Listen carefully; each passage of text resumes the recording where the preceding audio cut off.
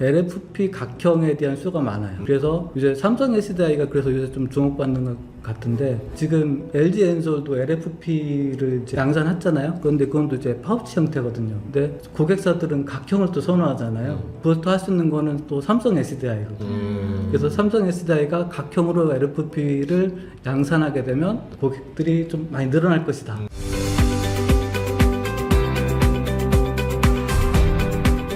예전에는 배터리가 그냥 건전지로만 많이 알고 있었는데 언젠가부터 이제 에너지가 변환하기 시작되고 차세대 모빌리티가 나오면서 이 배터리에 대한 산업 자체가 또 우리나라 국가의 전략 산업이 되어가고 있잖아요. 그런데 이제 작년부터 약간 캐즘을 겪으면서 주가에 대한 부분에 대해서 좀 고민하시는 분들도 많았었을 텐데 최근에 주가가 살짝 반등하는 모습을 보였습니다. 과연 이게 어떤 이유 때문인지, 그리고 캐즘은 극복되고 있는지 강희종 저자님과 함께 이야기 나눠보겠습니다. 안녕하세요. 네, 안녕하세요. 네, 배터리 워라는 책을 쓰셨습니다.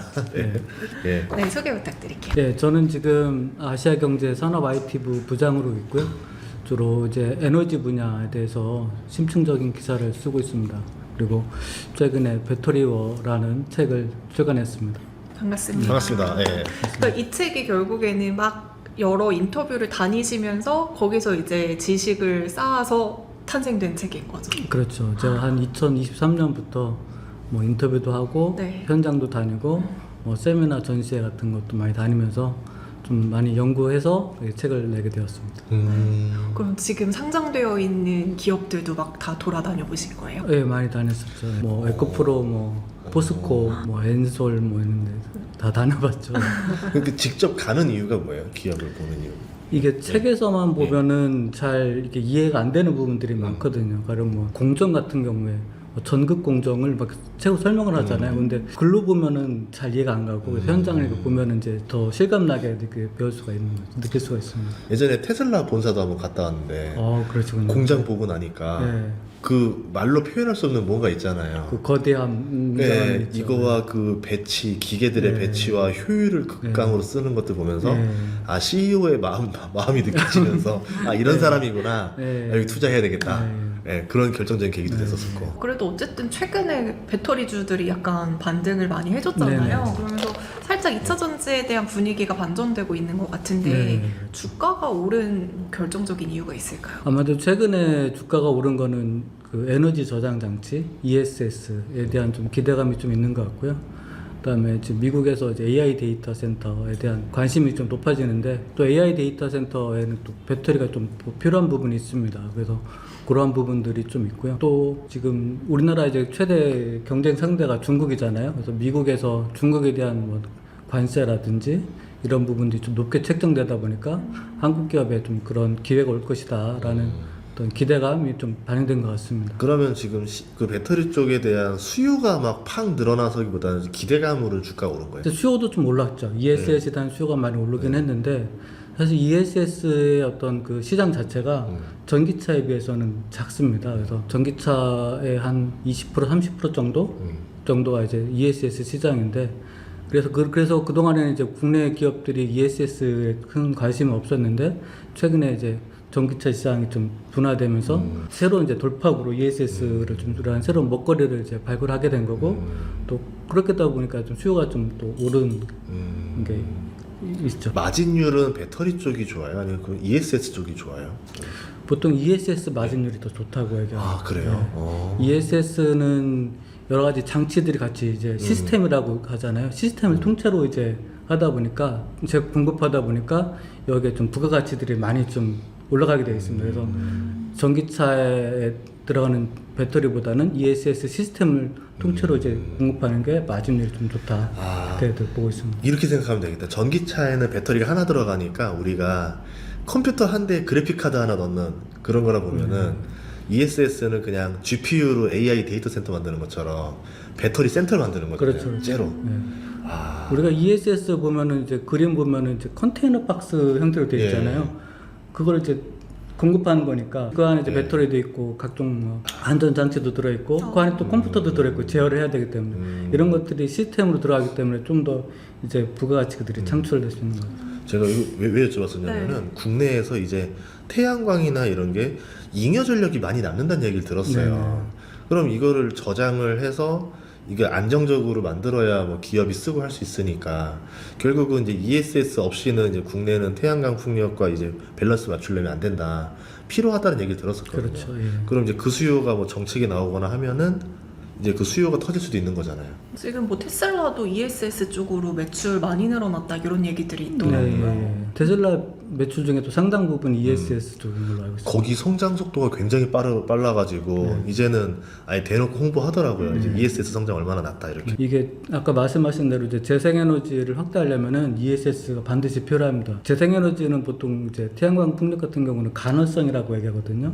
이게 항상 햇빛이 있는 것도 아니고 항상 바람이 부는 것도 아니기 때문에 들쑥날쑥하잖아요. 그래서 이걸 좀 안정적으로 이제 전력망에 공급하기 위해서는 이걸 일단 배터리에 저장해 놨다가 이제 방전하는 그런 기능을 갖고 있는 ESS가 좀 많이 필요하죠. 그래서 네.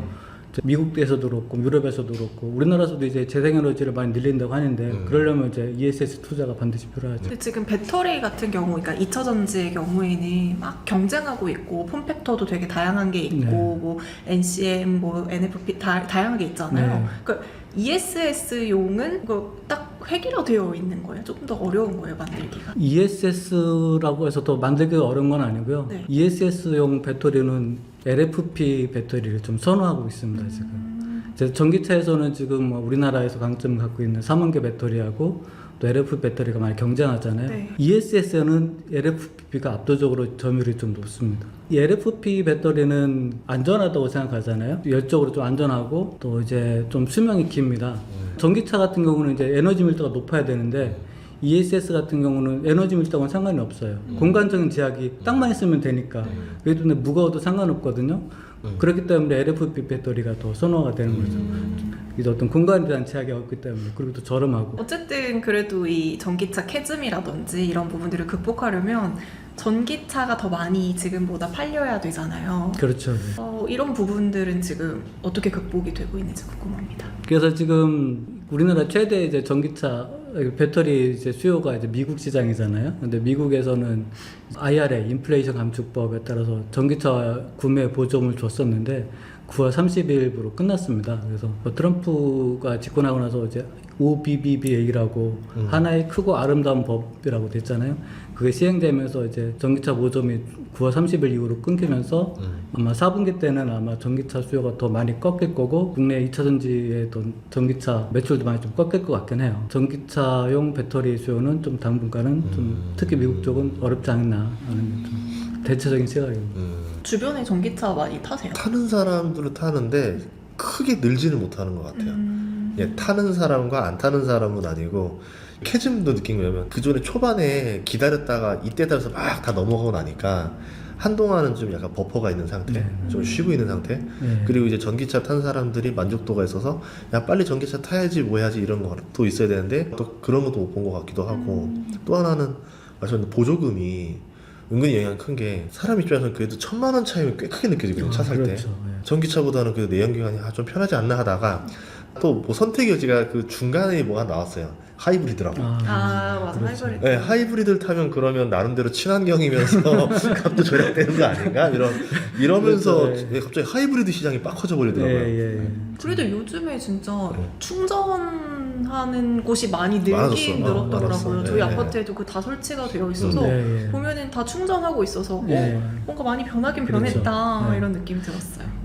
맞아요. 예전에는 뭐 충전할 데가 없어서 못 사겠다라는 말을 많이 했었는데 네. 지금은 충전에 대한 어떤 인프라 그 문제는 좀 많이 해소된 것 같긴 하네요. 그러면 지금 그 전기차 그 충전 요금이 좀 올랐다고 들었는데 어때요? 이게 휘발유차 탔을 때랑 전기차 탔을 때랑 유류비가 좀 비슷한가요? 아니면 아직도 싼가요? 저도 이제 전기차를 이제 시승해서 이렇게 타보면 확실히 이제 유지비가 적게 들죠. 전기요금이 올랐다 하더라도. 저유가도 문제가 있었네요. 유가가 낮다 보니까 사람들이 이 휘발유 가격이 내려가니까 내연기관에 있다가 뭐 휘발유 가격이 또 많이 올라가는 또 그 구간이 오면은 이거 안 되겠다. 전기차 타야 되겠다. 그 수요가 또 한번 쫙 나오지 않을까. 주행거리도 이제 좀 크게 작용을 하는데 예전에는 뭐 한 번 충전했을 때 뭐 300-400km 갔다고 하면은 최근에는 뭐 500km 이상 뭐 나온 것도 있기 때문에 좀 주행거리에 대한 이슈도 좀 많이 해소가 된 것 같아요. 예. 그럼에도 불구하고 좀 불안들 하시죠. 이제 시내 운전은 상관없는데 이제 멀리 이제 지방 갈 때 혹시라도 이제 문제가 생기지 않을까 예. 하는 불안감도 있고 그래서 여러 가지 이제 복합적인 작용하고 있는데 그래도 이제 구매 보조금이 좀 작용이 있다고 하면은 장벽들은 많이 좀 해소가 될 수 있는 부분이 있죠. 어쨌든 배터리의 핵심은 주행 거리가 늘어야 되고 충전 속도는 짧아야 되고 그렇죠. 또 안전해야 값도 써야 되고. 값도 써야 되잖아요. 네. 그 여기에 가장 적합한 배터리는 어떤 거예요? 그래서 우리가 이제 보통 꿈의 배터리라고 하는 이제 전고체 배터리를 아. 많이 이제 얘기를 하는 게 네. 전고체 배터리는 이제 에너지 밀도가 높아서 막 뭐 어떤 분들 얘기하는 건 뭐 1000km까지도 얘기하시는 분도 있고 그리고 에너지 밀도가 높고 뭐 충전 속도나 이런 것도 이제 빠를 수 있고 여러 가지 장점이 있습니다. 그런데 가장 큰 문제는 이제 비싸다는 게 문제죠. 많이 비싼가요? 차이가 날 정도. 지금은 이제 엄청 비쌉니다. 아직 상용화가 안 됐기 때문에 지금은 이제 실험실이나 이제 파일럿 공장에서 샘플 정도만 하고 있는데 이게 비싼 이유가 아직 대량 양산 체계를 못 갖췄기 때문에 비싼 거예요. 그래서 이게 보통 공장에서도 양산 체계 갖춰지면은 가격이 이렇게 크게 내려가잖아요. 그래서 앞으로 이제 양산 체계가 이제 갖춰지면은 가격은 많이 내려갈 거라고 생각을 하는데 그럼에도 불구하고 현재 어떤 3원계 배터리나 이런 데 비해서는 비쌀 것이다. 그만큼 어떻게 보면은 전기차를 구매할 때 가격이라는 허들 요소가 많이 방해가 된다는 거고 그 배터리만큼 가격이 또 바뀌니까 아무래도 좀 저렴한 가격에 사람들이 그래도 좀 허들이 덜하니까 그쪽으로 넘어가고 있다. 그렇죠. 그래서 예전에 3원계가 유행했지만 지금 국내 배터리사도 LFP를 생산하는 이유는 이제 가격 때문에 하는 거다 이렇게 볼 수 있겠네요. 그렇죠, 그렇죠. 그럼 중국 쪽은 지금 어떤 거예요? 중국 쪽 배터리 쪽 상황은 어때요? 지금 회사들 뭐 망한다는 뉴스도 있고 뭐 그런 것 같아가지고. 중국의 배터리 기업이 한 100개가 됩니다. 그런데 우리가 알고 있는 건 어디죠? CAT. 시애틀 한 군데죠. 네. 그리고 뭐 BYD는 전기차랑 같이 하고 있으니까 그 다음에 요즘 뭐 CARB 뭐 이런 데도 있는데 그건 또 잘 모르실 거예요. 네. 오직 우리가 얘기 듣는 건 CATL 하나잖아요. CATL 하나만 잘 나갑니다. 실제로 돈을 벌고 있는 것도 CATL이고. 그래서 아마 중국도 이제 구조조정이 좀 많이 이루어질 것 같고요. 근데 중국은 우리나라보다 좀 나아진 게 아까 LFP 배터리 얘기했었는데 거기가 지금 가격 LFP 배터리가 이제 3원계에 비해서 한 30%좀 저렴하거든요. 그래서 우리가 킬로와트 시당 가격을 많이 따지는데 거기는 $50 수준까지 내려왔어요. 그렇기 때문에 전기차 가격도 굉장히 싸졌고 그래서 이제 많이 이제 보급될 수 있는 상황이고 그래서 다른 나라에서는 뭐 유럽하고 미국에서는 전기차 시장이 둔화됐다고 하지만은 중국은 이제 많이 좀 계속 올라오고 있는 거죠. 그런데 이제 워낙 100개가 넘는 배터리 기업이 있다 보니까 과열 경쟁으로 인해서 잘 나가는 데만 잘 나가고 이제 나머지는 어려워지고 있는 상황. 이 스토리를 뭔지 이제 배터리 얘기를 했는데 워낙 예전에 많이 들었던 스토리들 태양광도 그렇잖아요. 그렇죠, 그렇죠. 우선은 한 100개 정도 하고 알아서 경쟁해서 가격 뚝 떨군 다음에 네. 살아남은 기업은 뭐 땡겨낸 네. 거고 나머지는 미안하게 된 거고 이렇게 하면서 다시 여기도 시장 재편되고. 그게 중국 정부의 전략인 것 같아요. 예. 보면 모든 산업들이 다 그렇게 하거든요. 가격 경쟁을 막 시켜가지고 그 중에 몇몇만 살아남게 하고 그렇게 구조조정을 하죠. 그러면 엄청나게 경쟁력 있잖아요. 국내뿐만 아니라 해외에서도. 그렇기 때문에 그 기업은 글로벌로 성장할 수 있게 되는 거죠. 근데 이런 시스템 처음 본 게 그러니까 그 나라 시장 사이즈가 크니까 네. 그 경쟁 때문에 다른 나라들까지 대표적으로 폴리실리콘도 중국에서 그 가격 경쟁을 해버리는 바람에 국내 폴리실리콘 회사들 거의 다 망하고 그렇죠, 그나마 오시아이나 지금 말레이시아로 넘어가서 살아남은 거고 다 사라졌잖아요. 그런 것처럼 점점 그 시장의 점유율을 장악해 나가는 게 아닌가. 근데 또 최근 뉴스 보니까 GM이랑 테슬라가 뭐 중국산 부품 안 쓰겠다 네. 뭐 이런 얘기들이 나오더라고요. 네. 그러면 이제는 해외 쪽은 막혔다고 봐야 되는 거 아닌가요? 해외 쪽도 뭐 다 막혔다고 보기는 어렵고요. 미국 쪽은 이제 어렵게 되겠죠. 미국은 이제 점점 이제 중국에 대한 장벽을 이렇게 좀 쌓아가고 있는 것 같고요. 네. 그래서 우리나라 배터리 기업들이 이제 미국에서 좀 어떤 기회가 좀 커지고 있는 것 같습니다. 근데 미국이 더 막히다 보니까 네. 이 또 중국 애들이 또 다른 데로 또 많이 찾아가요. 그래서 뭐 유럽도 이제 예전에는 우리나라가 한 2, 3년 전만 해도 유럽에서도 한 60% 점유율이었거든요, 배터리가. 근데 지금은 바뀌었습니다. 우리나라가 한 30%대고 중국이 60%대로 바뀌었어요. 그리고 동남아 시장 가보면 다 중국 전기차, 중국 예. 배터리. 남미 시장도 가도 다 중국 전기차, 중국 배터리거든요. 북미가 막히니까 다른 데로 이제 찾아간 거죠. 근데 그래도 시장 자체는 미국이 제일 좀 돈이 되는 시장인데 네. 그 동남아 쪽으로 가면 돈이 잘 안 되지 않나요?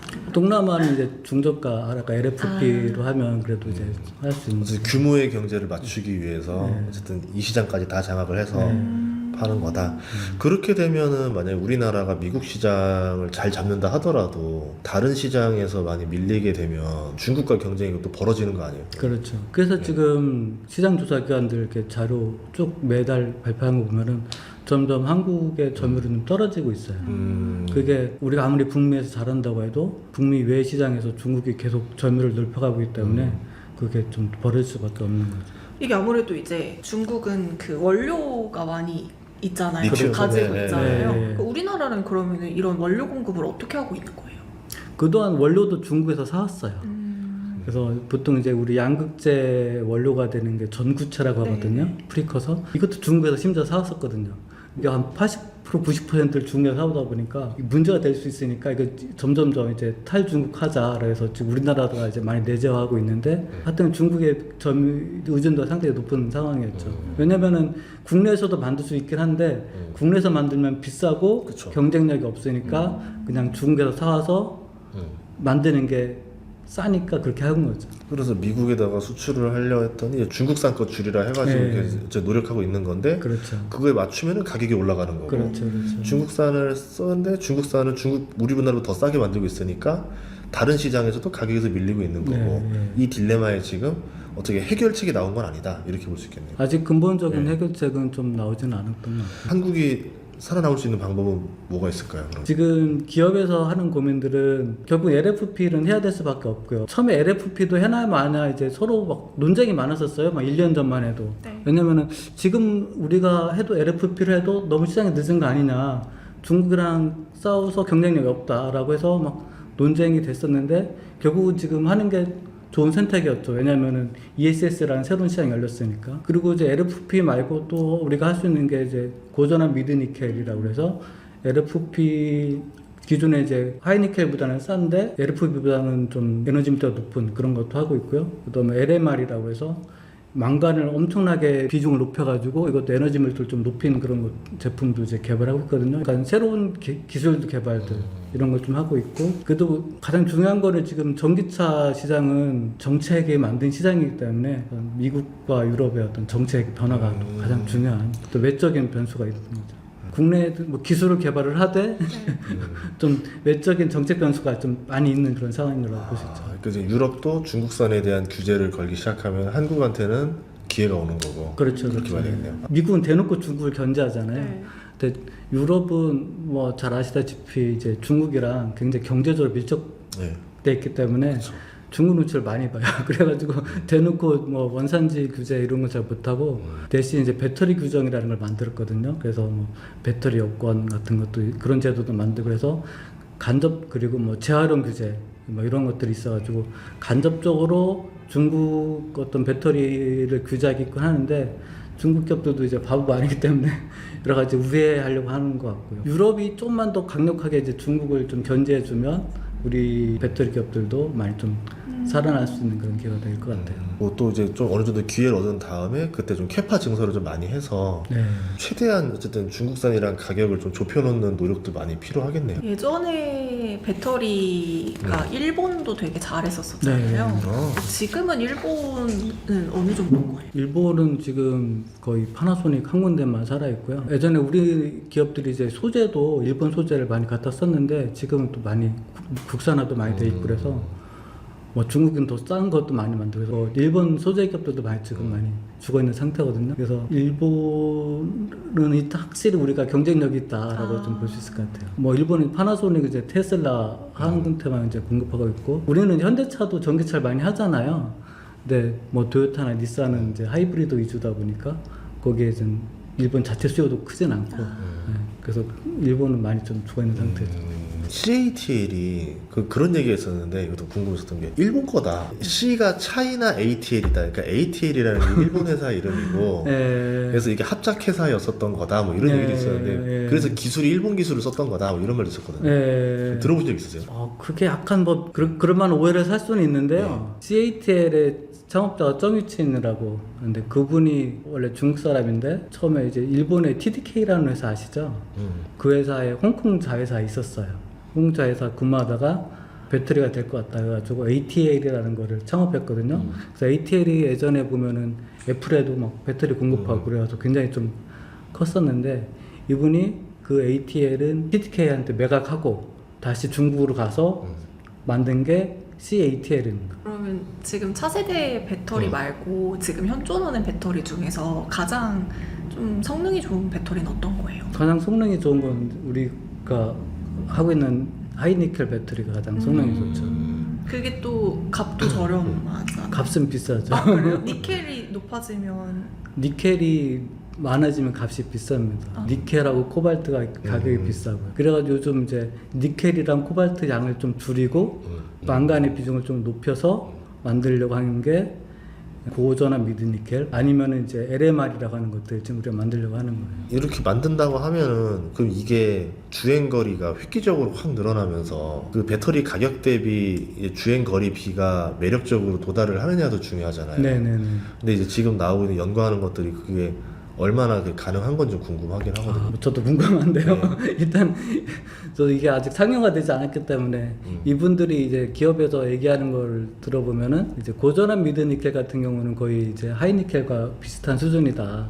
에너지 밀도가 이제 주행거리라는 건 에너지 밀도랑 많이 연관되어 있거든요. 고전한 미드니켈은 이제 하이니켈과 비슷한 수준까지 올라와 있다. 그리고 가격은 하이니켈보다 10% 정도 싸다. 그리고 화재 위험도 훨씬 덜하다. 이제 그런 장점이 있는 거고요. 요새 뭐 GM도 2028년에 상용화한다고 하고 포드도 2030년에 상용화한다고 하는 게 이제 LMR이라고 해서 리튬 망간 리치를 줄여서 LMR이라고 하거든요. 그걸 이제 망간의 비중을 많이 올린 거예요. 그 다음에 니켈은 좀 많이 줄이고 코발트는 거의 없이 이제 그렇게 만든 건데 그거는 LFP와 거의 유사한 에너지 밀도를 갖고 있으면서 값은 또 좀 저렴한 LFP와 경쟁할 수 있는 그런 포지셔닝으로 지금 개발하고 있는 거죠. 네. 이제 니켈이 있으면 가격도 비싸고 니켈이 이제 또 약간 열적 안전성이 좀 떨어지는 광물이어서 화재 위험성이 좀 크거든요. 그리고 또 이제 코발트라는 것도 좀 비싸기도 하거니와 우리 코발트가 주로 생산지가 이제 콩고 민주공화국이잖아요. 거기가 코발트를 생산하려면 이제 나도 인권 문제에 있어서 노동 착취가 해서 전 세계적으로 이 코발트를 규제하려고 많이 하고 있어요. 그래서 코발트 좀 줄이려고 그런 어떤 흐름에 맞춰서 이제 만들고 하는 게 이제 LMR 배터리죠. 배터리 종류 말고 그 폼팩터도 종류가 되게 많잖아요. 네. 어떤 게 요즘에 가장 잘 채택되고 있는 폼팩터예요? 유행이 있더라고요 이게. 폼팩터도 유행이 있어가지고 처음에 원투경 그 다음에는 파우치도 있었고 요즘은 가장 선호되는 게 각형입니다. 사실은 각형이 배터리 업계 얘기를 들어보면은 이제 고객사 주로 이제 전기차 기업들이 이제 고객사에서 각형을 좋아한다고 해요. 각형이 안전하다고라는 생각을 갖고 있대요. 고객사들은 이제 파우치에 비해서. 그래서 각형을 선호를 많이 하고 있다고 합니다. 각형이면 SDI 아니에요? 근데 우리나라에서는 각형이 가장 좀 경쟁력 있는 게 삼성 SDI가 있죠. 예전에 그 각각 이제 있었는데 예. 지금은 워낙 고객사들이 요구가 다양하다 보니까 하나만 이렇게 매칭 안 하고 다양한 걸 원하기 때문에 다 개발을 합니다. 그럼에도 불구하고 옛날에 그런 인식들이 아직도 많이 있죠. 각형은 이제 삼성 SDI가 강하고 파우치는 뭐 LG 엔솔과 이제 SK올이 강하다. 그래가지고 어디 그 세미나 같은 데 가면은 재밌는 게 LG 에너지 솔루션은 파우치 강점 항상 강조를 해요. 삼성 SDI는 각형이 좋다. 아직도 그러더라고요. 그래서 우리가 아까 ESS 말씀드렸는데 ESS에서도 마찬가지로 각형이 선호되기 때문에 LFP 각형에 대한 수요가 많아요. 그래서 이제 삼성 SDI가 그래서 요새 좀 주목받는 것 같은데 지금 LG 엔솔도 LFP를 이제 양산했잖아요. 그런데 그건 또 이제 파우치 형태거든요. 근데 고객사들은 각형을 또 선호하잖아요. LFP 각형. 그것도 할 수 있는 거는 또 삼성 SDI거든요. 그래서 삼성 SDI가 각형으로 LFP를 양산하게 되면 고객들이 좀 많이 늘어날 것이다. 라고 이제 업계에서는 이제 보고 있는 거고 실제로는 어떨지 모르겠는데 이제 그렇게들 보고 있습니다.